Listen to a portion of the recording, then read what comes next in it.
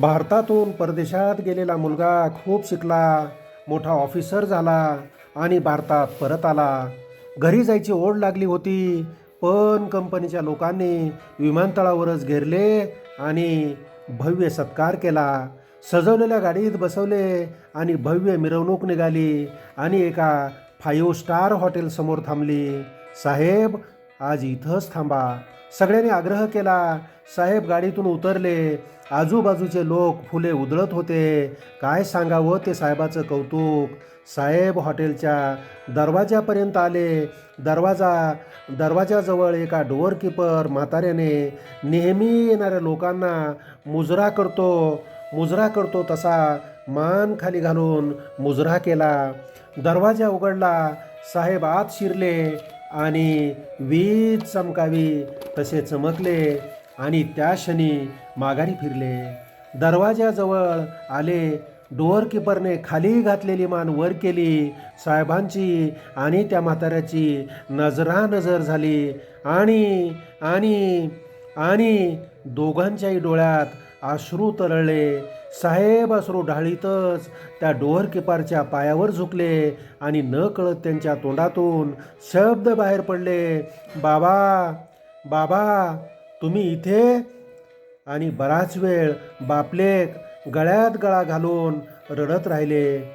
बाजूच्या लोकांनाही गहिवरून आले. आपल्या मुलाने परदेशात जावे, मोठे व्हावे यासाठी हा बाप नोकरी करत होता, ओव्हरटाईम करत होता, पोटाला पोटभर खात नव्हता, पण मुलासाठी पैसे पाठवत होता. बाप रिटायर झाला, पैसे कमी पडू लागले, म्हणून या हॉटेलमध्ये डोअरकीपरची नोकरी करायला लागला. दरवाजात कोणी आले तरी मान खाली घालून मुजरा करायचा आणि दरवाजा उघडायचा. हा त्याचा नित्य नियम ठरला आणि आज तो मुजरा त्याच्या मुलासाठी होता. आयुष्यभर दुसऱ्याला मुजरा करणाऱ्या हाताने त्याने मुलाला घडवले. आता सांगा, या दोघातील श्रेष्ठ कोण? तो साहेब की तो डोअरकीपर? तो ऑफिसर की नोकर? तो मुलगा की बाप? यशाचे शिखरे चढणाऱ्या प्रत्येकाने लक्षात ठेवले पाहिजे की आपल्यासाठी यशाच्या प्रत्येक पायरीचा दगड हा बाप असतो. तुमच्या जीवनाच्या आणि करिअरच्या इमारतीचा पाया हा तुमचा बाप असतो. पाया कधी दिसत नाही, पण त्याशिवाय इमारत ही उभी राहू शकत नाही. हा बाप घरात कायम वेठ बिगारी हमालासारखा जगतो, रात्रंदिवस कष्ट करतो. कोणी शेतात, कोणी ऑफिसात, कोणी रोजंदारीवर सतत राबत असतो. त्याच्या जीवावर मुलं शिकतात, मोठी होतात, पुढे जातात आणि त्यालाच म्हणतात, तुमच्यापेक्षा आम्ही कर्तृत्ववान आहोत. काय केले तुम्ही?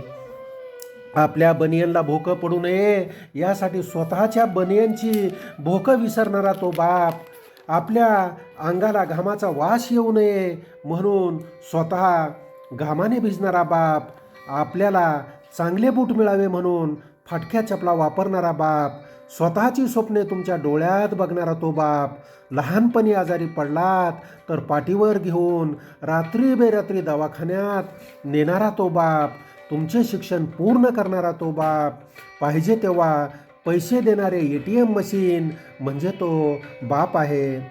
ज्याला बाप आहे त्याला सगळ्या गोष्टी मिळतात. ज्याला बाप आहे त्याला सगळ्या गोष्टी मिळतात.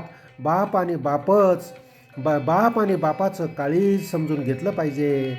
बाप बोलेल, मारेल, शिक्षा करेल, पण आपल्या चुका सुधाराव्या म्हणून आई चूक पदरात घेईल, पण बाप चूक सुधारायला लावेल. ज्या घरात बाप आहे त्या घराकडं कोणी वाईट नजरेनं पाहायची हिंमत करत नाही, पण जिथे बापाची छाया नसेल त्या घरावर कोणीही दगड मारायला मागे पुढे पाहत नाही. माझ्या एका मित्राचे वडील गेले. जिवंतपणी त्या बाप लेकाचं कधीच पटलं नाही, पण जेव्हा काही दिवसांनी मी त्याला भेटलो त्यावेळी बापाच्या आठवणीने तो माझ्याजवळ खूप रडला. ज्यावेळी वडील होते तेव्हा त्यांची किंमत कळली नाही.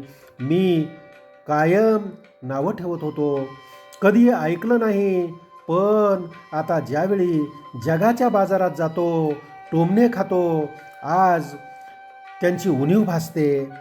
आज माझे वडील असते तर असे बोलले असते, आज वडील असते तर हा मार्ग सांगितला असता, वडिलांनी काही नको करू दे, पण घराला एक आधार होता. मला जेव्हा विचारले जाते जगात श्रीमंत कोण, याचे उत्तर काय आहे माहीत आहे? ज्याला आईबाप आहेत तो सर्वात श्रीमंत. जगात यशस्वी कोण? ज्याला आईबापाची किंमत कळालेली आहे तो. जगात महान कोण? ज्याने आईबापाची स्वप्न पूर्ण केली तो.